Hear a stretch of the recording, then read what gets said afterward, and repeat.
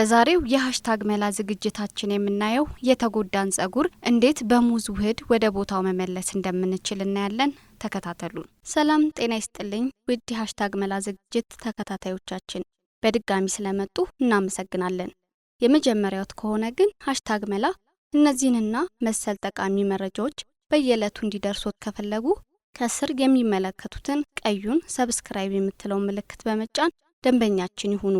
ጸጉራችን በተለያየ ምክንያቶች ሲጎዳ እናያለን። ጸጉራችንን ለማሳመር ብለን የምንጠቀማቸው እንደ ፐርም፣ ቀለምና ሌሎችም ማሳመሪያዎች በውስጣቸው ባለው ኬሚካል አማካኝነት ጸጉራችንን ሊጎዱት ይችላሉ። ሌላኛው ጸጉራችንን እንዲጎዳ ከሚችለው አንዱ ጸጉርን በተገቢው መንገድ ሳናበጥር ወይም በምንቦርሽበት ጊዜ ጥንቃቄ ካለማድረጋችን የተነሳ ጸጉራችን ይጎዳል። ከፀሐይ ብርሃን ከሚመጣ ጨረርና በውሃ ውስጥ ያለው የጨው መጠንና በሌሎች ምክንያቶች ጸጉራችን ሲጎዳ እናያለን።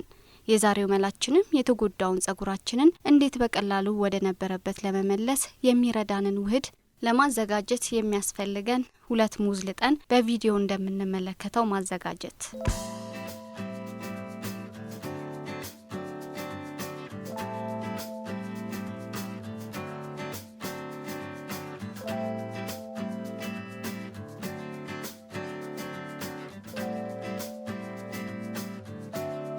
ከዚያም 1 ማንኪያ የፖማቼቶ፣ 1 ማንኪያ የወይራ ዘይት፣ 1 ማንኪያ የኮኮናት ዘይት እና 1 ማንኪያ ማር እንጨምራለን። ቀጥለን በደንብ አድርገን እናዋህደዋለን።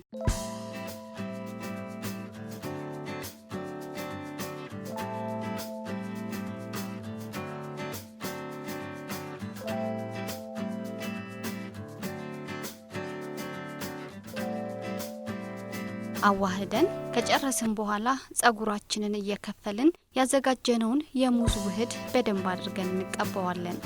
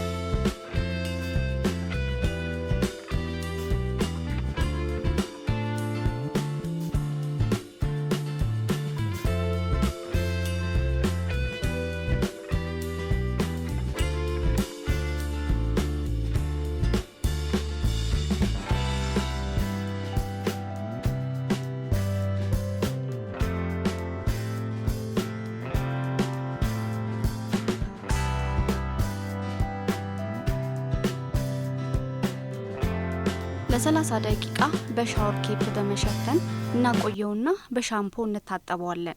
በሙዝ የሚዘጋጀውን ውህድ በሳምንት ለ1 ጊዜ ብንጠቀመው የተጎዳውን ጸጉራችንን ለመመለስ ጥሩ አማራጭ ነው። ውድ የሃሽታግ መላ ተከታታዮች፣ ቪዲዮ ከተመቻችሁ ከታች ያለውን ላይክ በማድረግና ያላችሁን ሐሳብና አስተያየት በኮሜንት ግለጹልን። ከቪዲዮ በታች የምትመለከቱትን ቀዩን ሰብስክራይብ የሚለውን ጽሑፍ በመጫን ሌሎች ቪዲዮዎቹም እንዲደርሳችሁ ማድረግ ትችላላችሁ። ስለተከታተላችሁን እናመሰግናለን።